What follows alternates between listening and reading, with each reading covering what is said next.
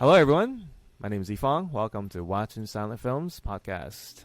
And today with me are my co-hosts Lily and Bob. Hello. Hello. And it's around Thanksgiving here, so I'll say Happy Thanksgiving for those who are in America, who is celebrating or had celebrated, I guess, at the time of this recording. And today's feature podcast review will be for the 1922 Robin Hood by Douglas Fairbanks. I think the copyright name, they actually put his name into the motion picture for paperwork purposes. Douglas Fairbanks Robin Hood, or Douglas Fairbanks in Robin Hood. So that's the actual, at least when it was still not in public domain or hasn't come out into public domain yet. But anyways, that's the feature review we're going to do, and the structure of our podcast typically comes with just a quick intro all around, and also what we've seen lately if we have had time to watch anything, and then we'll dive right in. And as with most of the podcasts so far, we've not really had any spoiler walls or blinds because we figured most of these movies are either more than 100 years or at least coming up on. That we figured if you haven't had time to watch that. And plus, we're trying to entice people, too, to try to get into it. So regardless of that, I think it's the experience of watching these films that is more important than just whether or not there's plot points. Although there are certain movies I think we should do that with down the road. There are certain silent films where they do have plot twists, as we've seen, especially the German expressionistic ones. Those would be interesting to have spoiler walls on, I call it. But anywho, let's get right into what we've seen lately. I haven't seen much myself, except that researching this, I've seen some of the early days of or clips, I think, from Douglas Fairbanks' early works. It's quite interesting, like The Lamb, one of his first, if not the first, pretty sure it's the first role, 1915. So that was interesting. That was directed by, I think, D.W. Griffith. I had to double check on that. What was it called? The Lamb. That's a pretty well known, at least in the silent film history, film in 1915. It's about less than an hour or so. And, it's the early days of, of silent films. But he was in it and directed by D.W. Griffith. You guys had any chance to visit anything in the classic realm? And usually I define that by pre-Star Wars 1977. Not this week. Oh, cool.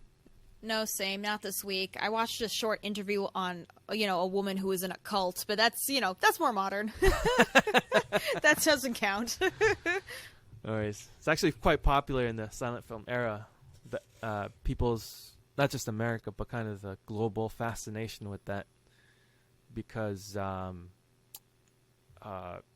think I referenced this before in prior podcasts. I don't think, Bob, you were on yet, but have you seen the movie The Illusionist with Edward Norton? Yes. Oh, it's fantastic. Exactly. So in that film, I don't think it's a spoiler for that film, but in the movie itself, they're using projection to create the illusion of a holographic type ghost. Like they're trying to trick people into thinking that there's a presence of a ghost because of the cult, right?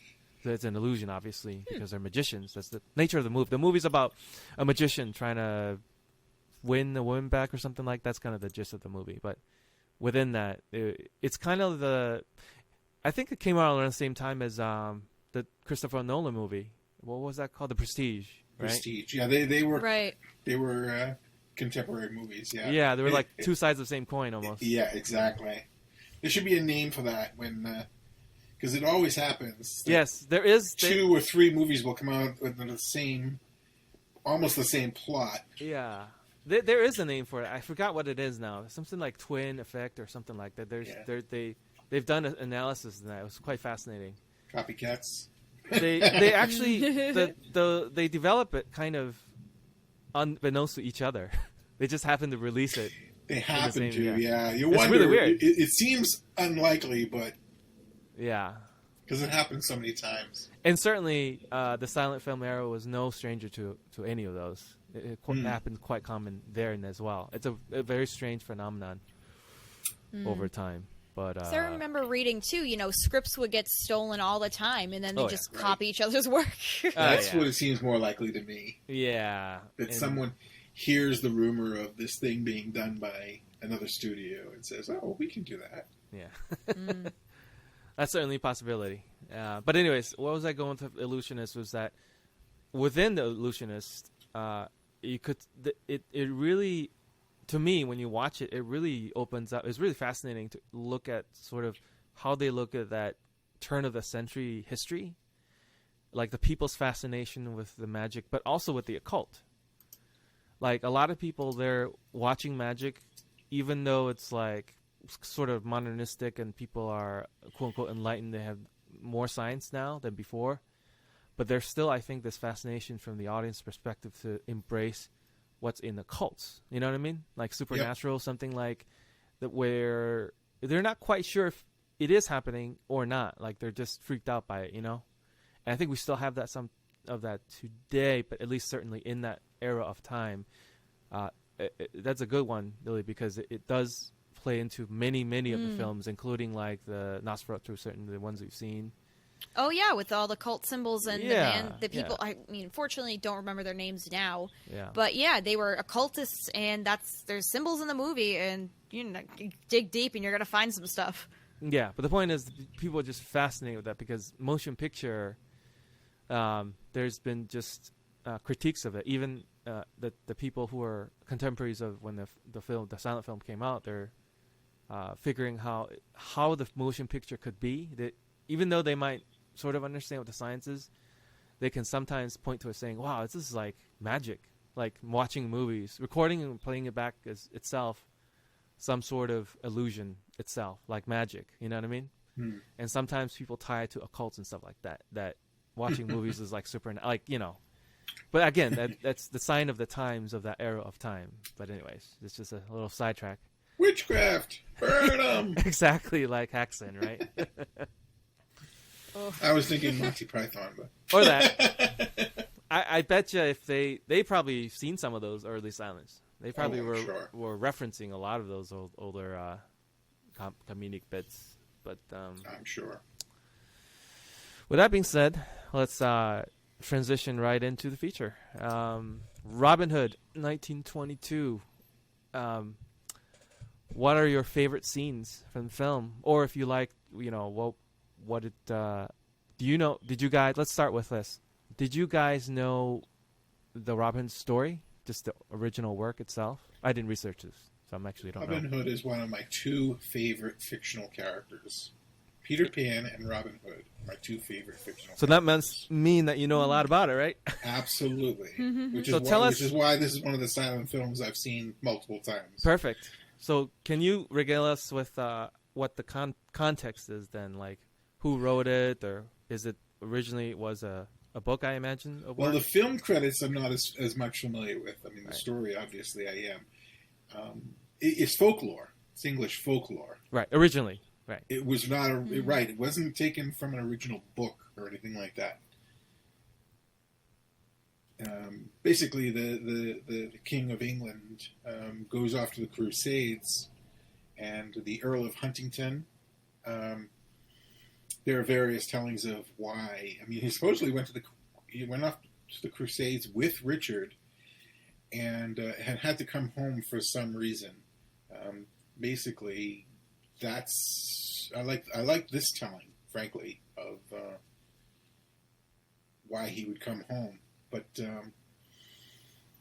that has a number of different reasons for that. But he gets home, finds out that Prince John is is bleeding the country dry, and is a scourge to the people, and sets out to right the wrongs of Prince John, to compensate.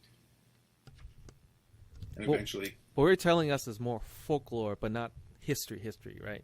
Or it's the a history mixture of the both. film itself, that I don't know. Yeah. No, I didn't mean the history of the film, but I mean the history of the actual story of Robin Hood, if that makes sense. So Robin Hood, right, is potentially may have been a historic figure, but over time has had people mythologize it, right? Over time. Correct. So potentially he was some sort of, I think, what's his name? Ridley Scott did a take on him a couple of years ago or some time ago. Yeah, it mentioned that. Right, so another that one just came out too. Sorry, it was with Taron Egerton and I think Jamie Foxx. Something along that line.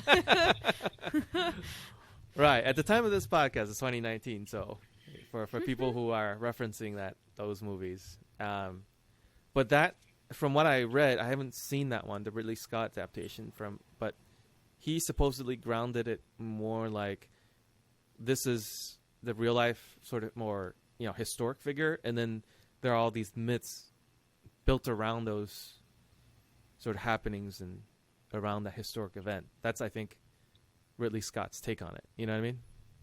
Mm-hmm. I haven't seen it, so I don't know. But that's what I hear. I know, same. Yeah, like on my end, the only Robin Hood character I've seen is just the Disney film where he's the fox, and that's how I know of Robin Hood. Besides, that was the first regular version legend. I saw, and I loved it too.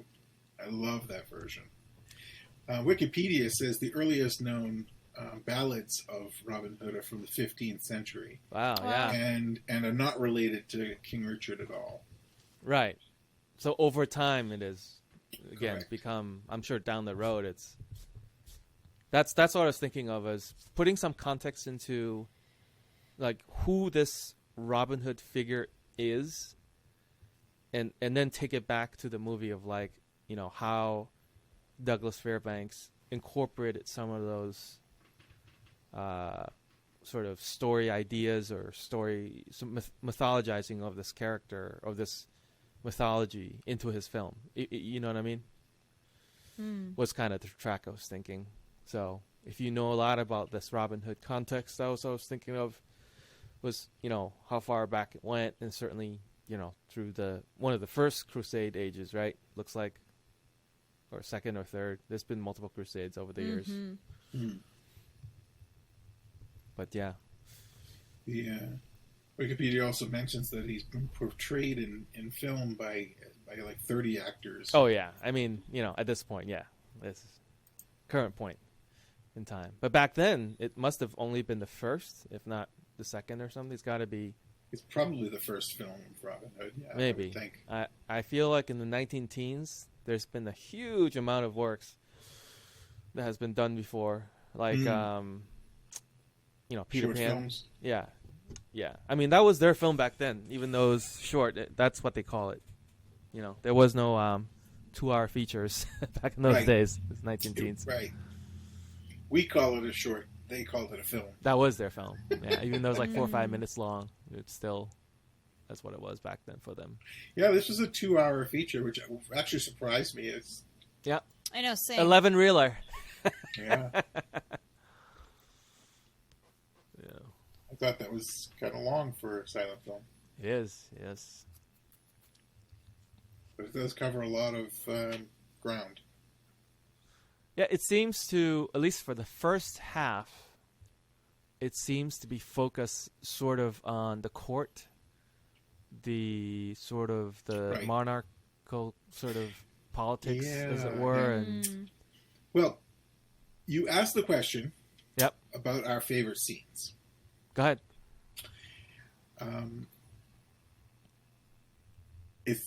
It's funny that I have different scenes hit me in different ways, obviously, but I think that the initial scene where he becomes Robin Hood, he's like a jester, and it's very comical seeing him run off into the forest, jumping with his arms out like like he's gonna fly, like whoop, leaping, and.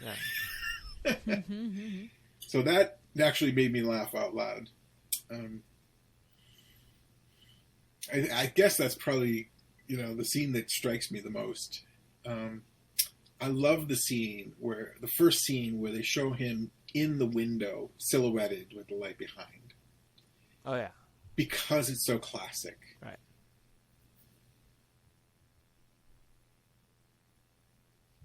And that's about it, really. How about you, Lily? I know, I'm trying to think. I don't know if I had favorite scenes, but a lot hit me in different ways too. Probably for the technical aspect, probably my favorite part, filming wise, was when he's looking at the man who would become Little John, and they're looking back at each other, and from Douglas Fairbanks' perspective, it's blurry, and then it racks focus on him. And just, the idea, we do that so easily now, but, back then, who knows how long it took to perfect. Yep. So I thought that was the most unique shot for me in this movie, because it did seem different. It wasn't the standard, like, pan over here or pan up or down. Right. And actually, now that we're talking about that, there really wasn't many unique uses of the camera in this film after seeing, Battleship Potemkin and even last week's film too. The General. Yeah, it was just because we took kind of a step back after watching a slightly older. This is an older film, slightly newer films. Exactly. Yeah. Only 3 years difference. Yeah, but you can tell. It's just like, wow, The motion. The film quality and motion of the General was far superior. I was amazed. Like, when I started watching this movie, the motion of the soldiers walking and everything, it's kind of almost a little choppy. Like, it was like almost in a comical way, like bump, bump, bump, bump, bump, like faster than normal walking. And I said, well, now we're back to silent films as I'm used to seeing them. Because after seeing The General, I was like, this doesn't look like a silent film, Right. Well, it also has to do with a lot of sort of technology evolution, certainly. Exactly, but in 3 years' time. Oh, I mean, in the first, 20, 30 years of film history, they've done so much, just incredible evolutions, and one of the biggest things is the frame rate. So, a big chunk of silent film. Even this one must have been the difference. Yeah, it's probably around average of 18 frames per second.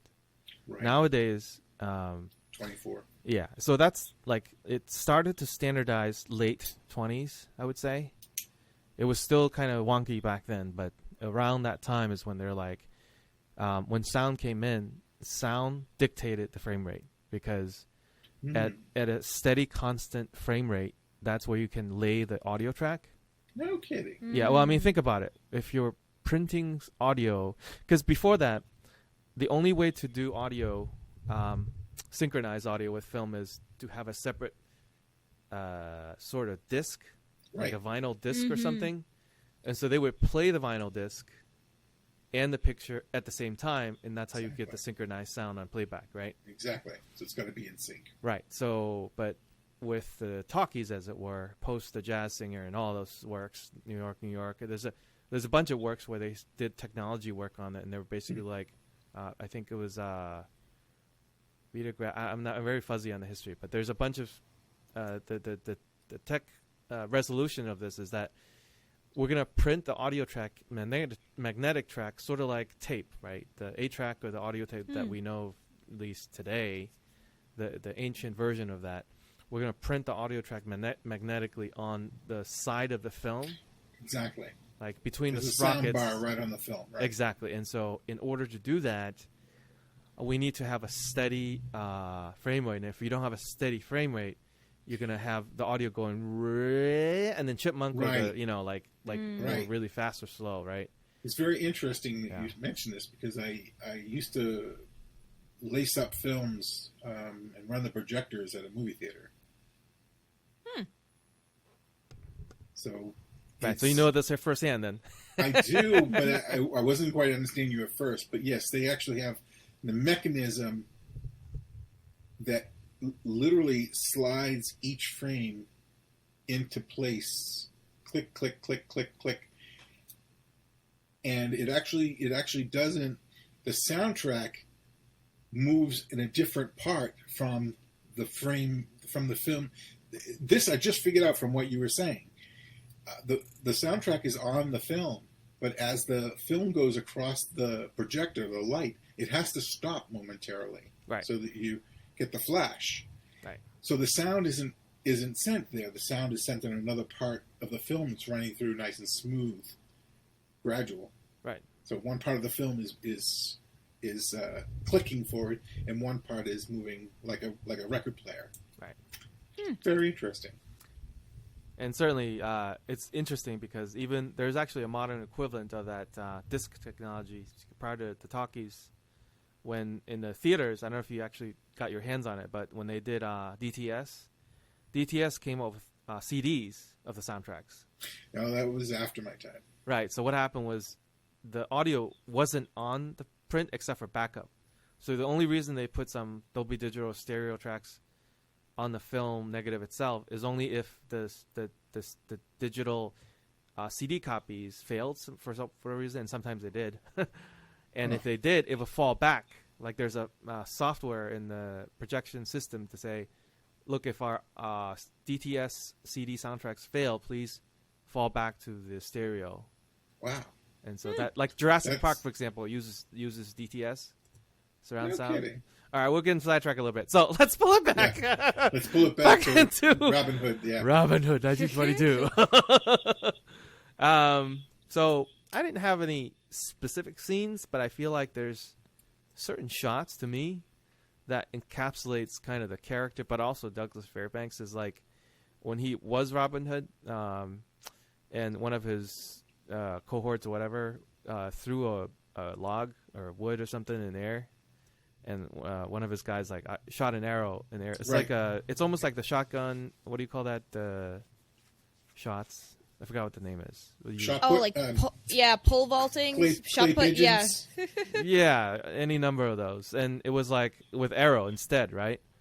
So I was like, oh, that's really fascinating. And then, of course, Douglas Fairbanks is like, well, look at me. I'm going to do two. Two arrows in the wood and the lumber, right? So that's, I think to me, that image perfectly encapsulates this entire movie. In the sense that this is kind of his take, but if you look at the long trajectory of his career, I mean, it's very common with him. He's very athletic. He's got this like charisma on the screen of like daring do, of like I can do attitude, right? So he tends to play those characters, and that's why if you look at this past filmography, it's like Zorro, right? Mask of Zorro, any number of the Zorro movies he popularized, stuff like that. Son of the Sheik, and this, of course, Robin Hood, and the Three Musketeers. Like it's all just like very like his physicality is great. Athleticism, and also running charisma. Along the tree branch and leaping from the wall to the vines. Yes, climbing, all that. Yeah, absolutely. Any number of those things, and I feel like, in some ways, this was kind of our current equivalent of the... I mean, right now we're looking at the Marvel as kind of the be-all franchise stuff now, but it's great entertainment, right? We go in there, we don't always expect things, and sometimes it'll surprise us, right? Movie-wise, and kind of it's just mass entertainment. And I think this is the perfect... He's kind of... Douglas Fairbanks pictures are kind of the quintessential... popcorn flick of its day, if I had to say that. Like you go in, you're going to be entertained like a Marvel picture. You don't always expect, like the deep stuff. Sometimes he slips it in there, but it's like you go in there, you get entertained, you get your money's worth, and you check out. You know what I mean? Right. Yeah. Oh my God, that's so funny. I was eating popcorn watching this. Well, exactly. That's perfect, right? That's perfect. That's what you wanted you to do. Yeah, I can imagine being in a movie theater in the 1920s when film was new, and I would just be enthralled by what he was doing. Yes, that's the key. Is incredibly. It's just to bring the fantasy to life. Yes. To see someone like a comic book hero. Exactly. He was exactly. He was like a superhero. Yeah. Yep, of its day. That's what I'm trying to relate to as for people who don't have any idea who he is yet. He is kind of that era and time. It amazed me that in the first shots, when very comically, the king was trying to find him a woman, and yeah. she was saying, all the women surround him, trap him. It's like very, very funny. And he was so shy and everything. Yeah. And it was like, and they had him in his outfit. His arms were covered, right, and his form didn't seem really muscular, athletic, right, from the way they did it in the initial scenes until he became Robin Hood, right. And then he had the vest, and his arms were bare, and you could see how muscular he was. Right. And then all of a sudden, I was like, "Oh, now he looks like Robin Hood." Right. Before that, he didn't. Right. Yeah. It's almost a superhero transformation. Pretty right. much. Yeah. I thought that was really interesting, because I was like, when I first started watching it, I said, he doesn't look really athletic. But it's the way he carries himself, I think, is that when you look at it's him in every movie, but even like in this movie, like I'm sure a lot has to do with the frame rate too, the transition between 18 frames and 24 and how that translates. But in general, it's just the way that to me, he's light on his foot, like he's just always. It's almost like his feet's not touching the ground. It's almost like it's flying all the time. And the way he mounts the horse and off he goes, it's super fast. And of course, it probably has to do with the frame rate. It looks really weird, I think. Right, but, like the joust scene in the beginning. Yeah, all the horse scenes, if you pay attention, it's like they off, jump and they like it's in with like a puff of smoke behind them. Yeah, exactly. It's in a few milliseconds. It's like have you ever ridden a horse? I have. It's not like it's not like that at all in real life. It's like they don't want to listen to you. It's like you have to like it's like it's not like instantaneous the way they're making it out to be. But Ricochet rabbit. Yeah, it's almost like a cartoon thing, So, yeah. But the very beginning there was a quote from I looked it up. It was Charles Kingsley, who was kind of like this minister or something, some religious figure of that time. There's a really interesting quote. Slow fleet the works of men back to their earth again. Ancient and holy things fade like a dream. And he's apparently had many quotes, I think, in time. And it's interesting to see Douglas Fairbanks use that to mean something. I don't know what he was trying to say, except to be like, there's some sort of message with that. I'm not sure what it is. I just want to touch upon that a little bit, because I think it's relevant, if it's something that is put at the very beginning of the main title, it's supposed to represent the whole movie, if they're putting it important. But they didn't even cite the person, Charles Kingsley. They're just like, here's the quote, assuming you know who he is, and it's one of those context things, Would he have been very well known at the time? Maybe. I don't know. I didn't get that far in the research, but I feel like this would have been something that they would have picked up on, pop culture wise, maybe. I'm looking at the poster for the movie, and I even like the poster. It looks like something I want to have on my wall. Oh yeah, everything about it. The aesthetics, is pretty amazing. So one of the behind the scenes that was interesting was that, at least supposedly, maybe this is just fake Hollywood lore. I mean, Lynn and I was talking about this beforehand before we recorded, but like sometimes history is written up to puff up the media to make it look like it's better than it was or something like that. Mm-hmm. But supposedly the director, Alan Dwan, which is one of the greatest silent film directors of our time, but he, I don't know about greater, but he's at least done a lot of work. It's got his hands in a lot of the works in there. But he constructed with instructions from Douglas Fairbanks this castle. It was this. I tried to find the physical size, but I couldn't. But it just on the screen, it looks massive, like tremendous, and like the rumor is that the Douglas Fairbanks saw that and was like, "Oh, I can't do this movie. It's too big. Like literally, physically, it's too big." And they convinced him to do it, but he was going to scrap the movie because of that. Because it's so huge that he wasn't going to be able to do it. But if you Maybe look that's at why the budget was so high. Oh, absolutely. I thought it was a real place. I figured it must have been. Like they built it, and it was like this massive castle with landings, with the what do you call that? The bridge. Yeah, the bridge. It was massive. Bridge, if you look at the person compared to the man size when he was climbing it, it's massive, right? Right. And it's like full size, of course. One thing that I really wanted to see, and I didn't do it in the beginning of the film when the courts was gathering around the jousting contest thing, when they were exiting, right? Everybody was going to the jousting scene. Right. I really wanted them to do an overhead pan to see how massive it was. I really wanted to see that, but they didn't give me that shot. The reason why it looks so big is there was a scene where one of the knights was walking from where the king was all the way to the must have been an entrance or exit. It took him forever to walk, but it looked so huge, The castle was huge. The front sort of cheering section and the cast, like how many people did they hire? It's got hundreds at least. That's right? something I was impressed about too. It just, now that I see all these movies, I'm amazed by how many extras they needed. If they were even called extras then, but there was hundreds. It was massive. And when you looked at this, even for now, I mean, it's a little bit silly. I think people look at the melodrama, which this is certainly one of them. People they dismiss that a little bit because of that.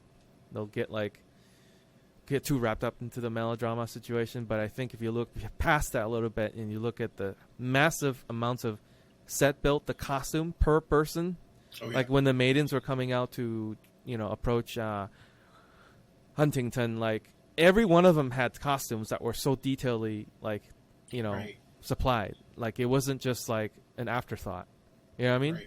Yep. And so it was like they'd literally spare no expenses. Everything on this was huge, and it was like a big epic, of that time.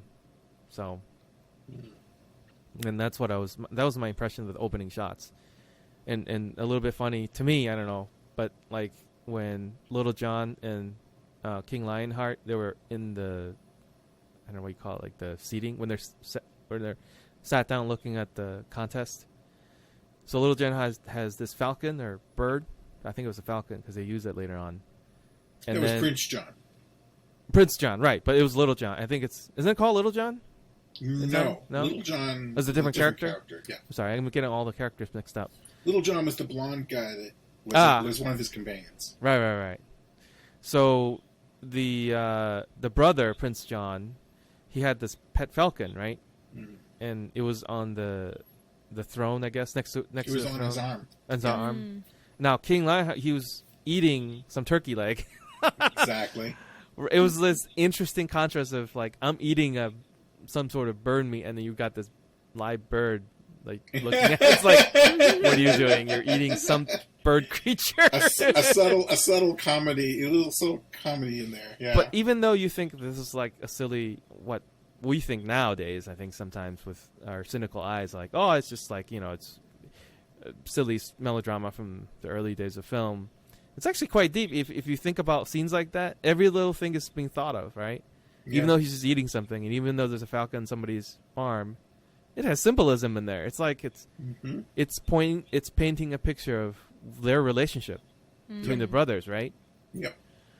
And so that's the type of thing that I look for in movies like this. Is like, yes, it could be if you don't think about the context of the film, if you don't think about the story, it'd be easy to miss. But if you pay attention a little bit closer, I think it's like, wow, it's like even that little bit, it's on purpose. It wasn't just like, glossed over. Right. So. Right. It's also interesting, you brought up the two characters, King Richard and Little John. And one of the things that struck me about this film was that those two characters in particular are played by Wallace Beery, plays the king. Right. And he is the uncle of Noah Beery, who was a very popular actor. You might know him as the father on the Rockford Files. But he's had a long career of many other roles. And Little John was played by Alan Hale, who is Hale Jr.'s father. He was the skipper on Gilligan's Island. Oh, wow. So it's very interesting to see that their generation before, you know, the 60s actors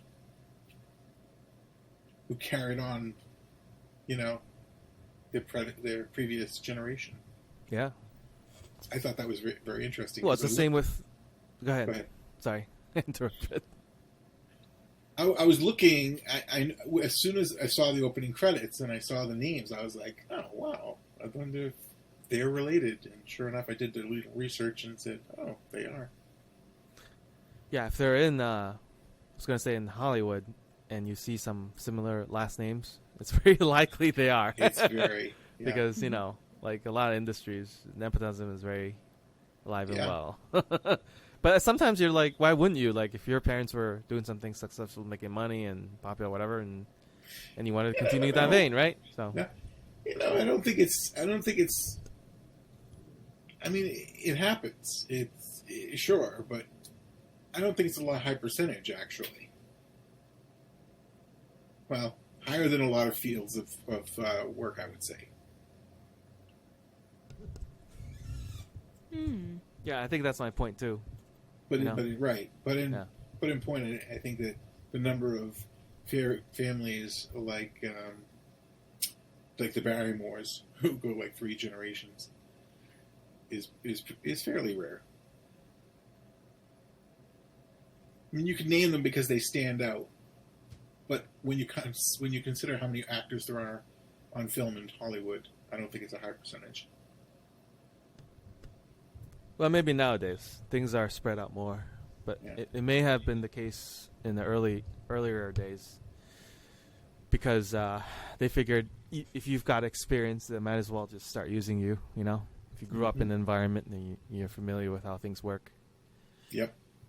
And a lot of the time, the children don't even have to be able to act very well. That's right. Well, you can actually tell because Douglas Fairbanks and Douglas Fairbanks Jr. Right then and there is a one generation thing, and you're like, if you just simply compare the two, there's no comparison. You know what I mean? Right. I mean, he's not terrible, but he certainly his son, right? Douglas Jr. He's not like the same as his dad. You know what I mean? Right. Exactly. By any way, shape, or form. So. No, he was living on the coattails. Yeah. He inherited it. Yep, literally, right, with the DNA. But I mean, that was the opening shots of the movie, and then from there it just continues, I think, to progress. And I think he really liked that sort of, you know, again going back to the monarchical sort of societal sort of system. He really liked that, so he stayed. Almost, you know, a third of the movie was like that. Towards the half was all about that sort of court intrigue. You know, king and queen and prince, and you know all that intrigue. And I think it was very close to the halfway mark when then they were in the Crusades. Then he was in there, and then the Prince John wreaked havoc at the is it Nottingham town or city or something, castle scenes. And what do you think of how that scene played out of him sort of wreaking havoc and I thought it was done very well, torturing people? I thought it was done well. I mean, I think it showed it pretty well. He was bleeding the people dry. I thought that the Lady Marian's, is it nurse? Some friend of hers, right? I forgot what her character was of doing, but I just thought she was her maid. You know what I mean? Yeah, she's so she got Marian, tortured. She was tortured, and that reminded me a lot, of course, of Haxan and Joan of Arc. They seem to like very similar shots every time they do the somebody being tortured and crying scenes. It's very interesting. It would be very fascinating take if somebody actually collected all those scenes and compared them. No, think about it. You know, like it's sort of like the the great masterpieces in the Renaissance paintings or something like that, and sometimes they painted the same things because we're commissioning the same things, right? Like the paintings of Jesus, and then people have done analysis of like, well, they're all very similar in some ways. So I mean, even they're all different artists, sometimes they'll paint the same angles. You know what I mean? But they didn't have to, but they all sometimes just end up in the same angles. So sometimes it'd be an analysis of like, why these 4 or 5 painters did this and did that. So it'd be interesting to see if somebody could do that for all these silent film sort of works that display where people are being tortured, and they have these scenes of being tortured. It'd be interesting thesis for somebody, I think. Kind of gruesome. A little bit. But it'd be interesting analysis how they could do it differently or not. Comparisons. But moving on, I think after that was how was the transition from that to Robin Hood? Can you guys kind of sort of connect the dots? It was a little bit confusing for me because he was in jail rotting, right? And is Little John his right-hand man, or is that somebody else? Little John. And he rescues him, right? Essentially out of the jail where they were left to rot. Right. Mm-hmm. And then what happens after that? Connect the dots. They escape, and I think they just go to try to find Marian because they're going back to England from her note that she sent them. But I don't think they realized that the note never made it because the hawk and the dove scene where it got caught out of the sky. Right. And actually, now that you mention it, they just end up there. They're looking for her, and then they go to the place where she supposedly fell into the ravine and died. Right, and then there's the bystander who overheard the fake out of like she's dead. So she communicated to him that she's dead, right? Mm-hmm. The Lady Marian character. Mm-hmm. And then what happened after that? Did they all of a sudden become Robin Hood? That was a little bit hazy. Yeah, what happens after that? They mentioned in the intertitle card how he's he's basically just gonna try to win back England for her. They said he set upon getting revenge, which I thought was very interesting. The term is he's going to bring revenge on Prince John. Oh, I see. Because and then she's dead, right? Right, and then they show him with the sword swearing his oath to God, King, and Marian. Interesting. Chivalry. Yep. But then what happens after that, though? Is it just the scenes of like all the people getting arrows and the notes and stuff? Exactly. Yeah. Oh, but they don't show him transitioning into Robin Hood, do they? No, they mention a year has passed, and then all of a sudden, Robin Hood. There's this guy. It's like, all right. So I was like, and I thought that it was actually a very clever transition, as you pointed out, that they do that, and then they start showing the arrows. So they don't show him initially, but just that he's out there and he's terrorizing the terrors. So it's sort of the effects of this character, not necessarily. It's the building of his legend. Right. Okay. That's interesting. Yeah, I had to watch it a few times, and I still couldn't wrap my brains around the transition, but I think I must have missed something about the year.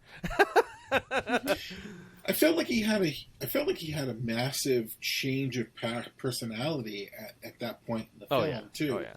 He went from being the knight and thinking about Marian all the time, but to then once he said, well, now I'm going to have revenge, he became manic.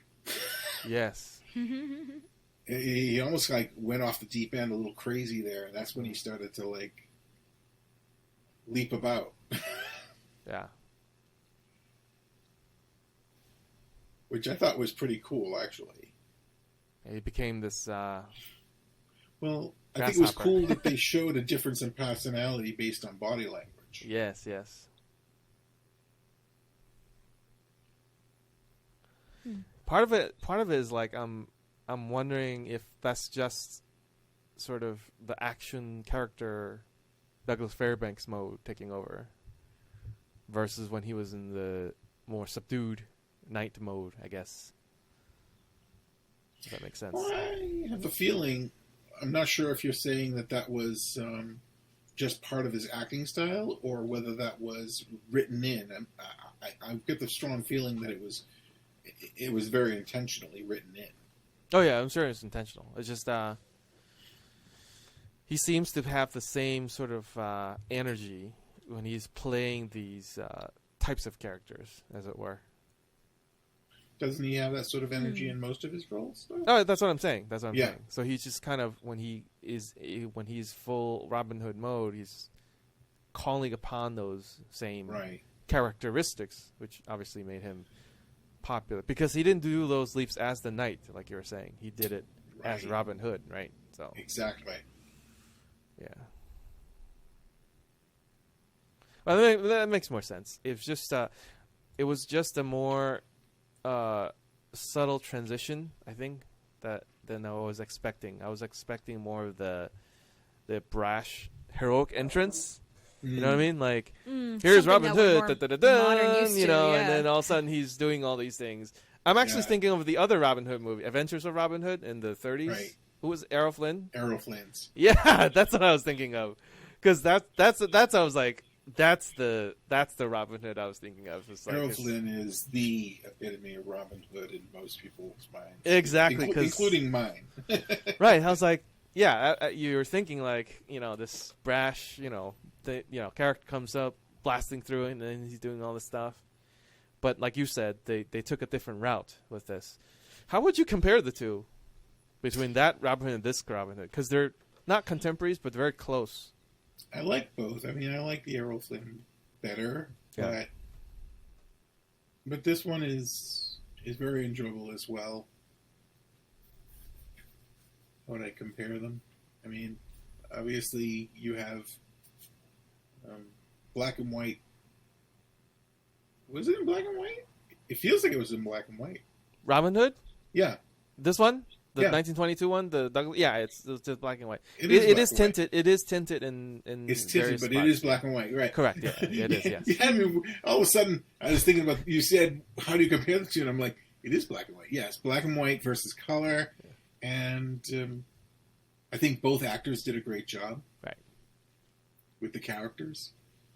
But I like Errol Flynn as Robin Hood more. Yeah. They brought their own interpretation to the characters, for sure. It's very Shakespearean in some ways. Oh, absolutely. So, in terms of, like, you can take the same story and put your own spin on it, as it were, when I say that. Yeah. Shakespearean. So, after that scene was... does he eventually discover the nunnery thing, or is that much later? I can't remember. It's not a whole lot later. Yeah. 15 minutes after it becomes Robin Hood, maybe. Right. Maybe 20 at the most. Yeah, and then he goes off, and she gets upset, and he goes. Yeah, because there's not that long between the time he starts robbing the robbers, the officials, and they go and loot the monastery, and they hear about it almost immediately, and they take it right back, literally within 3 minutes. They take that loot back and they return it. So there was something else that I missed, I think, during this time. What happened to this king? Is it King Richard? What happened to him? Yeah, what happened during when all of this was happening? Well, he turns up like later, all of a sudden, out of nowhere. Well, while that was happening, Gisborne tried to assassinate him in his tent, but killed the jester instead. All right. Oh, so, that's who he killed. Okay, yeah. It's a little bit hazy. He killed his court jester, because the court jester was always... Remember earlier in the film, the court jester sat on his throne when he was out of the throne room? Yes.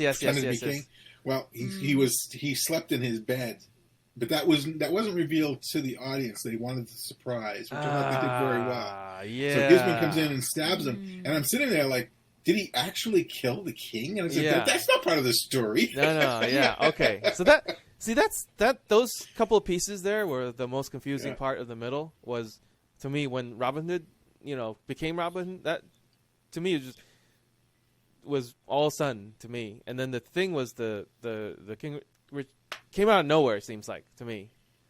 But now that you said that, it makes sense. So the Jester is one that got knocked off, and then King Richard kind of hid himself, I guess, and then kind of reveal himself later, right? Exactly. In the background. Okay, cool. The king knew two things very cleverly. Right. One was he recognized the dagger and knew it was Gisborne. Ah. And the second thing was that when the messenger told him that there was a bandit knight plaguing Prince John in his efforts, he quickly surmised that it was Huntingdon. Yeah, Huntingdon. Yeah. Wow. Well, clearly you paid attention to it more than I did. It's like a few of these details flew over my head. Well, cool. Well, that finally makes sense now that you mentioned that, and that makes the latter parts makes more sense. As all the pieces. Yeah, what was very interesting to me was that the king up and said, "Well, we are returning to England." Like, right.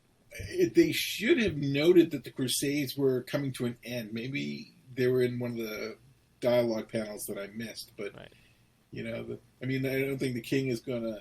Well, then again, it is his kingdom, and it is being looted 5 ways from Sunday by his brother, so... Right. But now I think we have to discuss sort of the finale piece, which I think is the most entertaining. Not that the previous wasn't, in terms of the action-packed nature of the scenes, right? Like when first thing is like, Robin Hood doing everything he's doing, like the thing you were talking about, leaping, jumping, just all of his athletic stuff, jumping across the bridge. You didn't think he was going to make it. He climbs the bridge itself. He would jump over some, chasm into a side of a castle. Hangs on somehow. Yeah, that was intense. Possible. Any number of those things. That scene is stunning. Yes, any number of those. And I rewatched that a few times too, because I also wasn't sure if it was superimposed. Because the way the lighting changed on him, I was like, wait, is he actually on the castle? It was very good shot, but I was very baffled too. Well, I'm sure there's some sort of safety harness, special effects going on, but they want you to think that this is pretty dangerous. That's the whole point. It's part of the entertainment. That's that's the whole Douglas Fairbanks thing. It's very similar to Buster Keaton in some respects in terms of stunts. Like, he really wants to show that it's him as much as possible doing the actual real stunts. And I feel like it makes sense. And I feel like even though I've seen this, like the tail end of this, I've seen this one, by the way, many years ago, but it's been a long time. But I forgot like the ending part here. But this is not the most athletic that he's been. If all these other movies, like Zorro especially, he goes from the tree branch to the second floor building stuff all the time. Like that was his MO. But they're both very much like, you got to do the special effect in camera, and you got to show them it's you doing it, or else it's like not real. There's a little bit like a machismo thing going. So yeah. But the sword fight was crazy. The sword fight. I love the sword fight. But the ending, it almost reminds me of a Bond movie. Oh yeah. In that, he could have had his men just kill him, but then he has to do the monologue kind of thing, and he has to tie him to the beam and get ready to kill him, and then of course the king returns. The return of the king, right? Yep. 1922.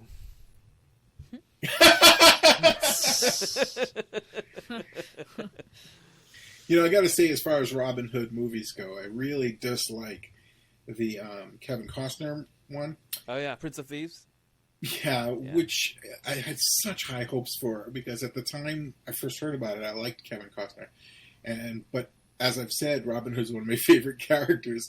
So when the movie came out and his accent was like all over the place, and Will Scarlet was like his brother, and I was like, what are they doing to this story? But anyway, I gotta say that in that movie, I love the ending when King Richard returns, and it's Sean Connery. Yep. I gotta say, I like that. Of course it is, right? Yeah. It's very 90s. Yeah. Sorry, that was a little distraction, but as far as Robin Hood movies go, it's kind of a dated movie nowadays. But I like this one way better. Yeah. This one was a very traditional telling. But before this... Sorry, Lily. But before this, there wasn't any version of this, like this. Was there? Right. Not that I know of. So I think this is kind of a blueprint, even for the Errol Flynn version, many years after, to take off of, you know? Oh, absolutely. They all build up upon each other. They all build upon each other. Once you make one, it's like, oh, this is the way it should be. Same thing with Peter Pan. Once those works came out, it's like, once you've established something, like, this is it for all the adaptations moving forward. You know what I mean? Like Dracula, like we were just talking about, Nosferatu, Dracula, and all those things. Like, before Nosferatu, they didn't have those, you know, what we know now, the conventions. But after, they certainly, you know, put that in there, for sure. So, it's pretty cool. But I gotta say that the manic sword fights were crazy. Like, he's done that in more than one movie, but he would sword fight until the swords break. That's like a superhero. You know, he'd go around, he'd break all the swords. You would hold, 10 men back, right? 50 men. Right. Like, that whole scene is like the Superman, right? He comes in and he wins the day. Yep. That's exactly right. All right, Lily. With me and Marian on the balcony yelling. Oh, of course. Right. Yes. Any other thoughts? I was thinking, you would ask to be getting to what our favorite scenes were, and now that we are at the end, probably one thing that stood out to me the most too is, is from Richard to John, when he leaves him outside and the drawbridge is coming up. I was like, that's the most polite way to kick someone out. It's like, see ya. Yeah, it's his brother, I think, right? Yeah. And also just the way he just stood there and then slowly became like sad. His whole posture changed into this sad figure. Yeah, shame. Because, he knew he was in big trouble. Because I'm sure if any of the other outlaws are out there, he's dead. Also, he was his brother's so much bigger than he is to lift him up wholesale. Yeah. Well. Oh, yeah. That was funny. By a whole foot. A foot, I think. A literal foot, Yep. So, that's got a comedic bit in there, too. Yep. Mm. It was kind of funny the way he picked him up with one hand and carried him out. But I think they kept having this bit, I think, in the whole movie. It was when the king screams out Huntingdon like all the time, right? Trying to find where he is. Right before they left him. Yeah, and I think the payoff is, of course, post-wedding, they're like in their bed chambers, and he's like, Huntingdon! Oh, yeah, that's right. He just keeps pounding on the door. What do you think they're going to do in there? Like, hello. I do have to chime in that the sets were really well done, too. When they extend, they got to have some sort of composition where they extend the set, like the Crusades and all the different structures, I guess the castles or ruined castles or something, when it's off in the distance. And even the last scene when they're in the chambers after they got married, there's like a set something, and then there's a moon. Like all those background sets that you don't really think of as important. I think all of it adds to the movie of the mythic nature and quality of the story that they're trying to tell. Yep. So Yeah, I mean, it's not a perfect movie by any means, but it's pretty well entertaining. Like if you're just, again, a popcorn movie, and this came out in a certain weekend or time or weekday, and you're like, let's go check out the latest Douglas Fair, because at that point in time he was supremely popular. Yep. And so he probably played towards his strengths, as the adventurer character person, kind of in some ways, character actor. He played this one type of character, the adventurer, Yeah. Now, it even said, sorry, I was just going to say, it said it was the first to get a large Hollywood release at the time because of this film. I'm sure it had to do with, same thing as popularity. In the Grauman's Egyptian Theater. Oh, yeah. It's the first movie to have an actual premiere in Hollywood. No kidding. Yeah. At least that's what Wikipedia says. I don't know if it's true, but supposedly that's what it is. But you've seen a lot of the other Douglas Fairbanks works, either of you? No, not really. Not that I know of. It's the first for you guys? I think so. I have seen I've seen at least one or two other movies with him. I just don't remember what they are, but I know I have.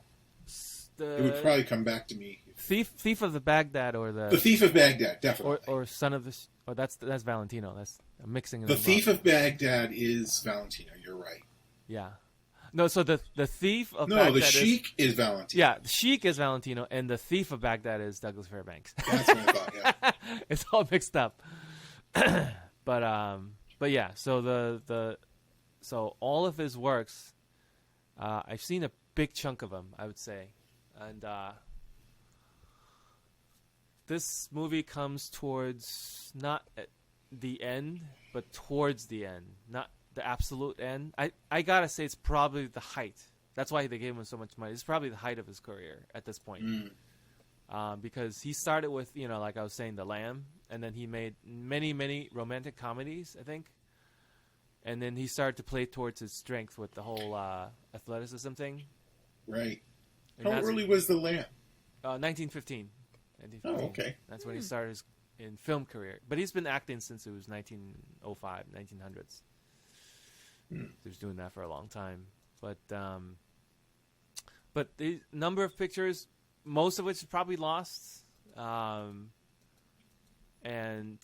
But his big sort of, well, maybe not big, but the Mark of Zorro in 1920, like that's where people were like, wow, or the Musketeer movie, I think it's called Modern Musketeer in 1917. When he did that was also something that was like anything that was displaying his athleticism and his sort of stunt work, I guess that would be the ones where people would take notice of him. So Mark of Zorro is the big one. He really not just trailblazed, but he created the entire Zorro language, if it were, for the whole mythology. He really laid the whole thing out for even all of the Zorros after that.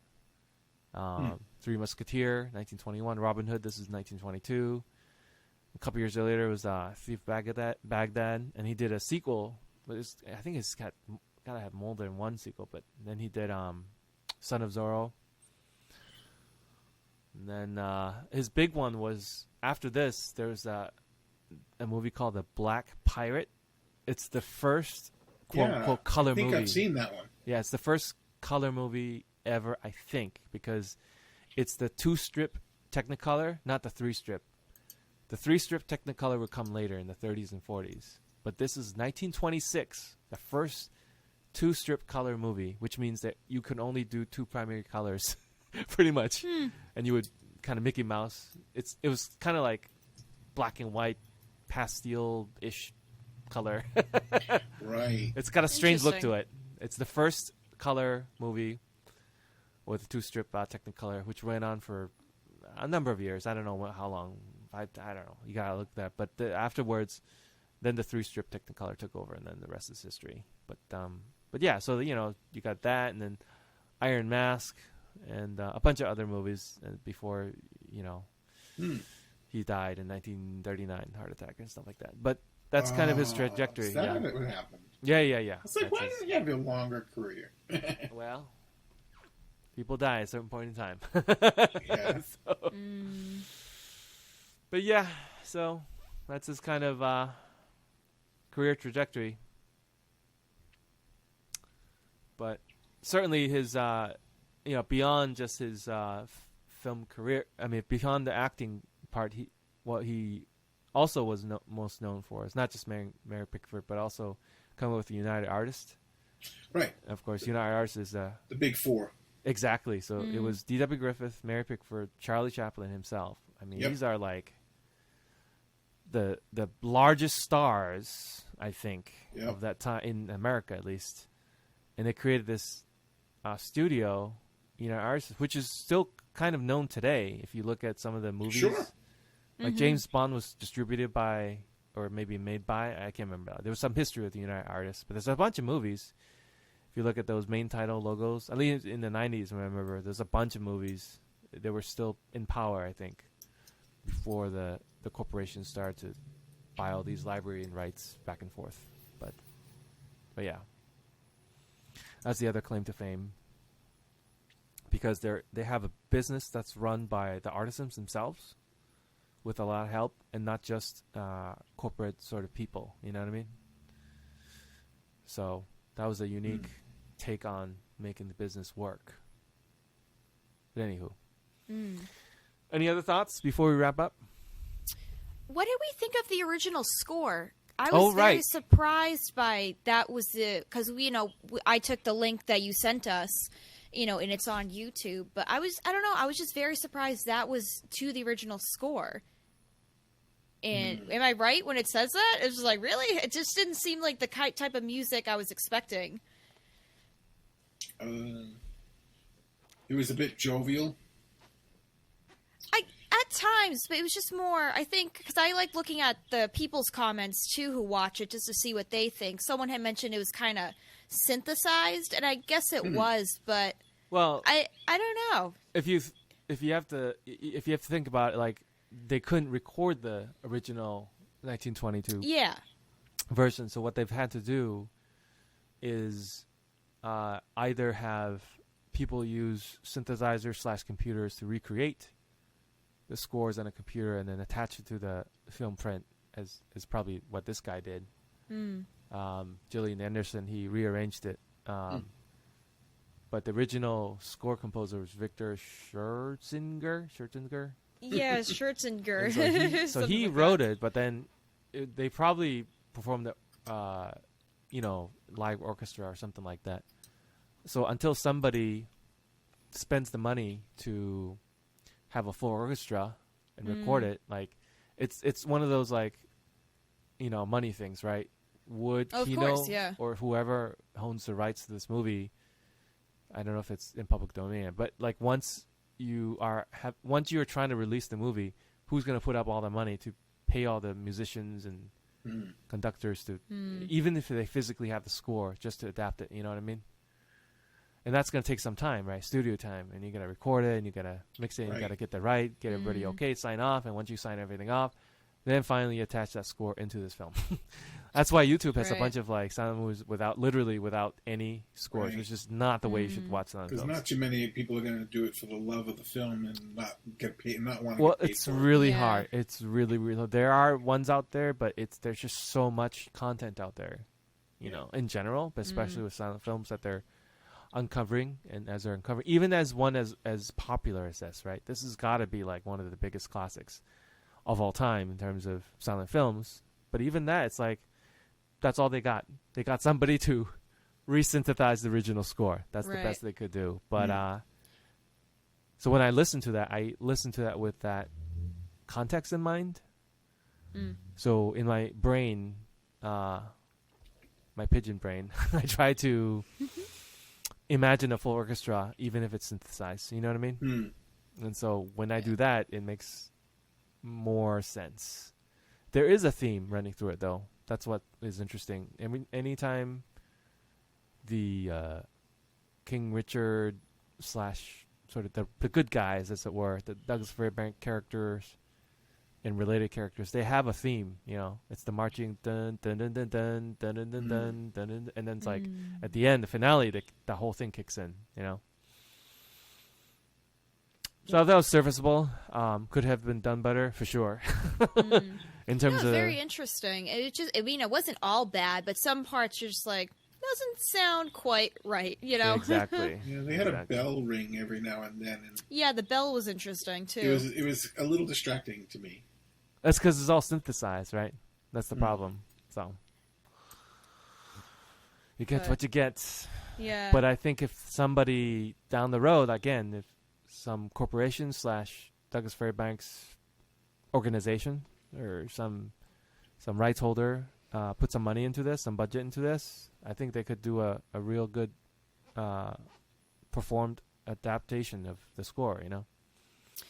Yeah, and you would think now that we keep talking about United Artists that if they, since they are still around, I don't know how. Oh no, they're not around. Big now. They're not. I wasn't sure. Are they? No. It's not. I thought it was. Well, it is, but it's been folded into so many corporations. It's been bought and purchased so many times. You know what I mean? Yeah, that's what I was wondering. I was like, they're around, but they're not around. No, okay, never mind. I think but they're not their own entity. Huh? No, they're not. They're not autonomous. Like when certainly not the same version. That I gotta imagine that was probably long gone. I'm guessing in the 60s or 70s, probably. Okay, so this is a long time ago. I'm guessing. I don't know. I'm actually looking up right now. So they. I am. I'm reading Wikipedia on it right now. Yeah. So MGM, I think, acquired them, and due to financial problems, they sold.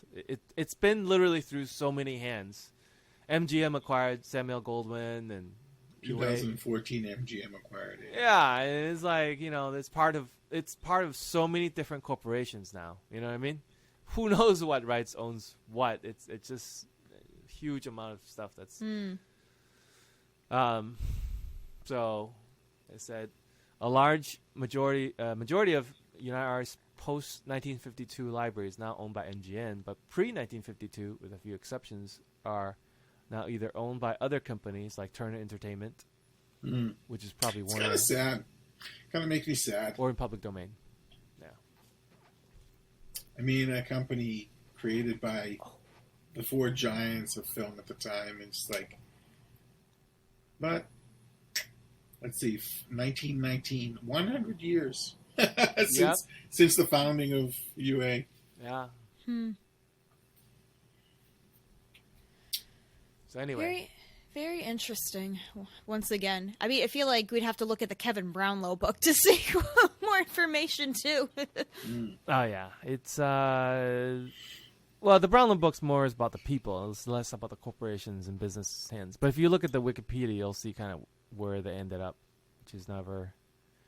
which is just corporations. Until you have either the heirs of those people who really wants to look after the estate, like Chaplin.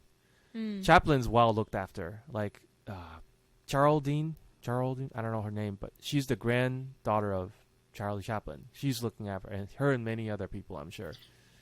So they're like, what's that? I just found out a very interesting little thing on Wikipedia. I'm very sorry to interrupt you. Go ahead. Alan Hale Sr., the father of the skipper on Gilligan's Island, who played Little John, was so popular in his role that he reprised the same role in The Adventures of Robin Hood in 1938. Oh, wow. Wow. You'll have to look for him next time you rewatch. No kidding. Yeah. That's funny. That doesn't surprise me. Probably happens all the time. So if you're good at it, you just bring you back out. And assuming your voice isn't a high squeak, you'll be fine. Years later? Whew. Yeah, again, assuming your voice passes the talkies, you'll be fine. Yeah, exactly. Sometimes you're like, hey, this is my voice. It's like, oh no, you can't survive. You remind me of Singing in the Rain. And... Yep. Yeah. All right, folks. Any more parting thoughts about Robin Hood before we move on, or conclude rather? I don't know. I guess just when you think of Robin Hood, even if you don't really know much about it, you think they're full of excitement, and you just have the notion it's going to be a tale of wonder and thrill. And just kind of like mentioning what we were talking about at the beginning, to me, I thought the film was very slow paced at first, and I had written I was at the 36-minute mark, and I'm just like, I'm still bored. I'm waiting for the sword fights, and when is it gonna get going? And of course, it eventually did. But I was just like, I don't care about his relationship with Maid Marian. Do something.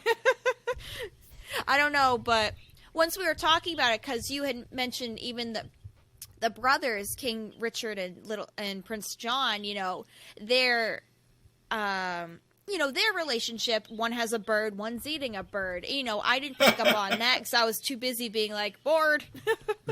I'm glad you brought that up, because that is one of those things that we talk about, I think, all the time here in the podcast, is that that's why context is important of how to watch these movies, even because it's hard to watch a movie, now almost 100 plus years ago, almost 100 years ago for this one, with our 2019 minds, because we're more used to fast-paced stuff for obvious reasons. Yeah. Just in general, right? Just in general, like when we're watching anything now, not just the Marvels, like anything on Netflix, anything on YouTube, whatever. It's just something that we're used to in general. That we're like watching something. There's got to be a cut. There's got to be some action. If it's losing our interest, it's a developed science. The pacing of a film has been a developing science as it comes along. Do you want to expand on that? Well, I think that they've learned over time precisely how long you can go for with dialogue before the audience will be bored. Hitchcock knew this very well. He knew very well just how to be in the mind of his audience and know, all right, we've spent enough time doing the plot. We need to throw in a twist to wake everyone up, because your mind will go to sleep if you don't throw something at the audience that makes them think, makes the story progress in a way that makes their eyes open. And I think that what you're talking about is like literally, it's like you talk about the experience of directors learning from what came before. And this has been 100 years of progress in learning how to keep an audience's attention, which is why today when I see directors that don't know these things, it's almost frustrating to see directors, I don't want to be mean, but who don't know how to direct. No, they haven't done their research. That's mean, it's not being mean. It's like, it's the truth. Yeah. So yeah, I agree. It's a developing. It's literally like a science. People don't think of it like a science, but when you've learned this much about filmmaking as an industry, not the individuals, but as an industry, all these things that become standard are all learned through experience of what makes a film popular at the theater and what sells tickets. And back when we're talking the 1922 movie, they don't have that experience yet. But I think when you talk about being in the first half hour of the film and it's still setting the storyline, and that it's a 2 hour, people are going to be in the seat for 2 hours in the theater. I think a lot of directors, even then, would have thought, okay, we're going to have something else happen. I know. I don't believe Chaplin would make that mistake. Right. So, I personally, I didn't feel the same way you did, Lily, because I was because Robin Hood is my favorite stories. Yeah, you love it. so there you go. I was very engrossed in the whole story building in the beginning, but I can see why you said that, and I didn't think about that until you said it. Like, wow, you're right. It was all just story in the beginning. Yeah, and that's why I'm glad you brought that up, because it has a lot to do with how to enjoy silent films. And for me, when I first watched this, probably more than 20 years ago, many silent films, I probably felt like that. I remember distinctly that there were many films that I was just like, oh, this is pretty slow, man. Because I grew up, just watching what everybody else watched, which was just the modern movies. But when you're watching movies like this, and like especially the first few, those shorts that we watched, even though they were really short, thank goodness we're short. But like they were just real slow, and the reason for that is because the pacing. And like, for example, M. Night Shyamalan's perfect example I'm talking about. Even though he's a director today in 2019, even if you watch some of his older movies or even modern ones, you know who I'm talking about for Sixth Sense. Oh yeah. Split even, or Glass, Unbreakable's trilogy, really right? good. Right, and also like, well, really any of his movies, The Happening, Village, whatever. So any number of his movies, that's what he's striving to do, is that he wants to get folks back into not just silent films, but movies like this, where he wants to develop the plot and story before there's a payoff at the end. So that's his, like, if you watch a movie that is by him and people like him, they tend to have that. But then, like, that's how they used to do the movies all the time back in the day of Douglas Fairbanks, is they would prepare the story, and at the end there's some actions in the middle, and then there's some payoffs at the end. Yeah. It's one of those sort of context situations where, like, without building the character of the Lady Marian, the conflict between the king and Huntingdon, and also the different various casts, it's in some ways it's kind of like the Game of Thrones. Did you ever watch that, Lily? I know all about it. I never got into it. I've really only seen episode 1. All right, but if you've seen that one, you'll get the point. It is kind of slow if you watch it, because like they're gonna set up all the chess pieces.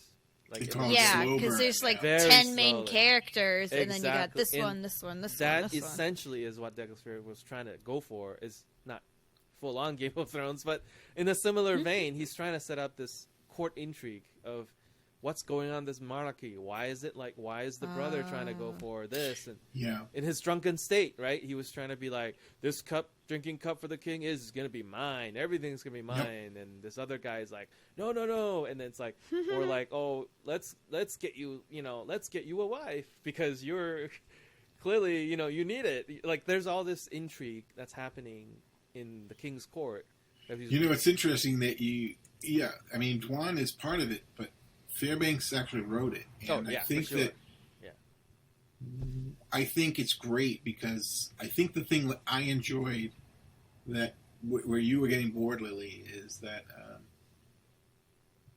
I guess we're going around in circles, but I enjoyed that Fairbanks wanted to tell a thorough story. He wanted everything included. He wanted to make everything clear, which is what you're saying too.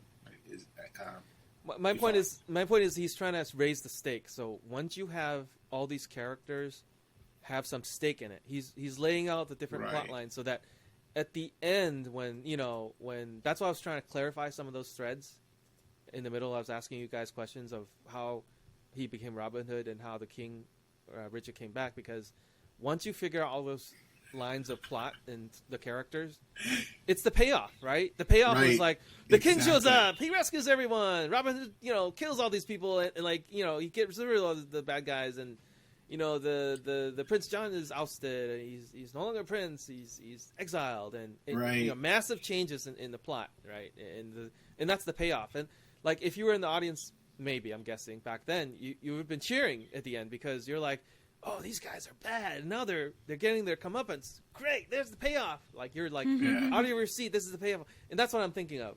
Like, when I'm putting myself in the context of watching this film as if it was in 1922 and not in 2019.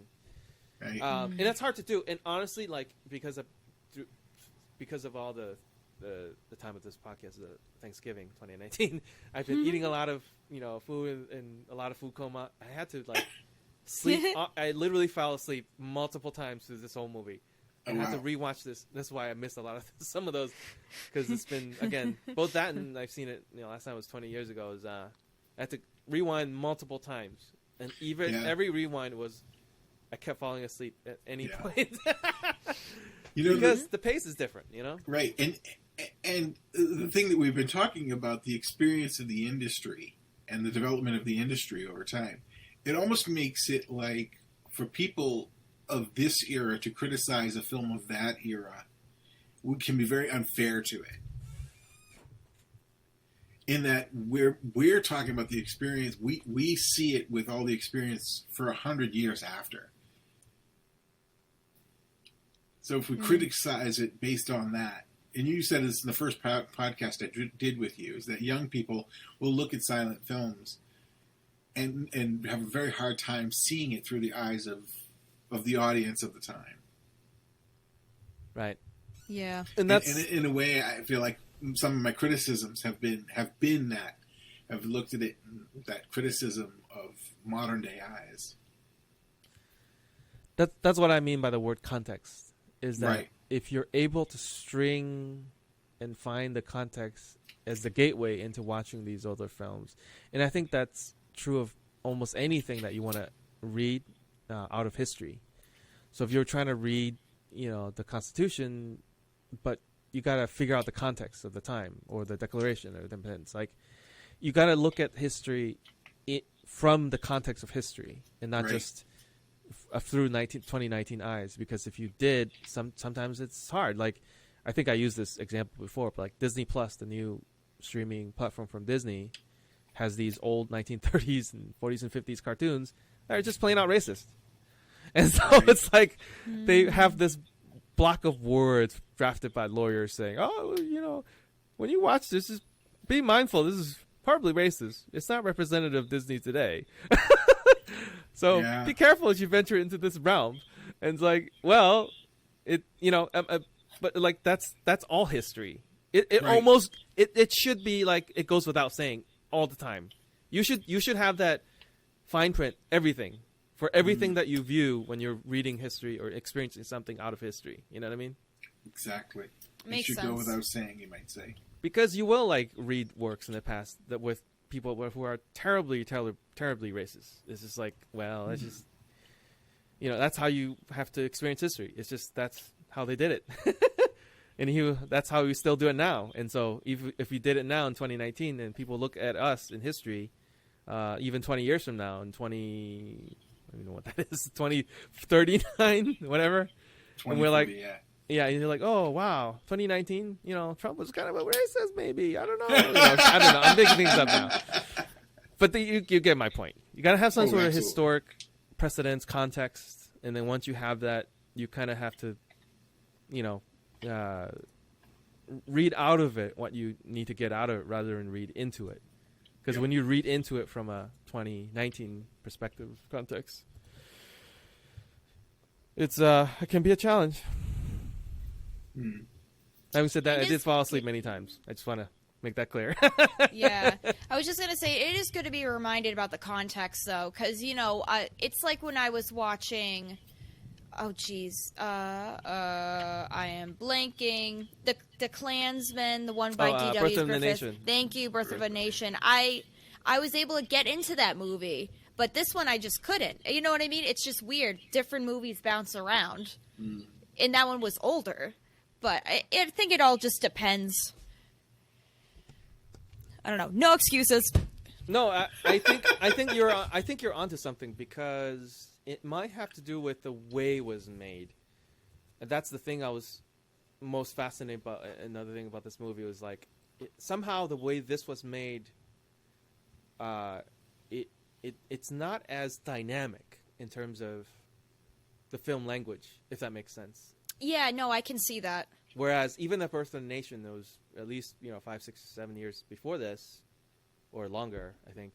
It was very dynamically made, and that's why it got the attention it got, as well as some of the other movies we've seen, like Haxan or certainly Nosferatu.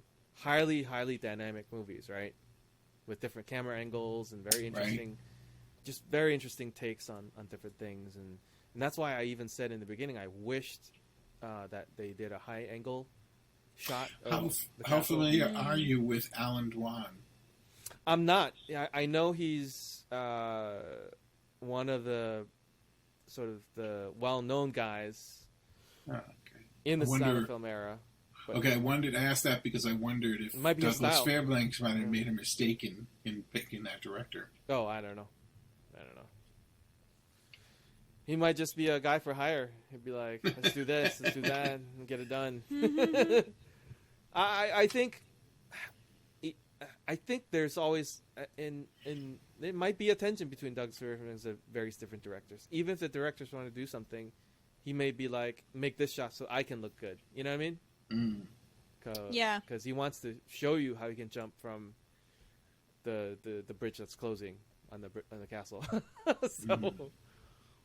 But anyways, no. And remember, the lines were blurred back then, right?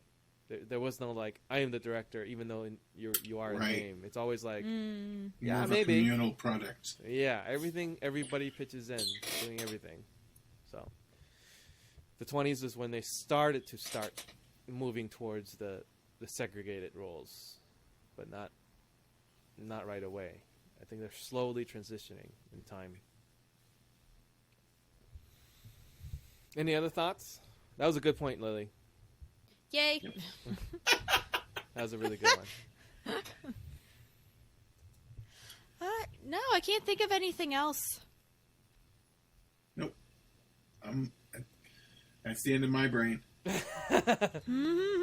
Yeah, I thought it was a decent, serviceable Douglas Fairbanks vehicle. I don't think it is his best, but the actual Robin Hood sets and bridge and the characterizations are really good and well done. I think, like we were just talking about, the film language could have been more dynamic if it was possible. Maybe it was limited by maybe Douglas himself or maybe other people for whatever reason. But other than that, well worth checking out especially if you're a big Robin Hood fan. The character and the myth and the story, and Yep. you want to see this take on it in this iteration. Certainly set the precedence for many, many Robin Hoods years after this film came out.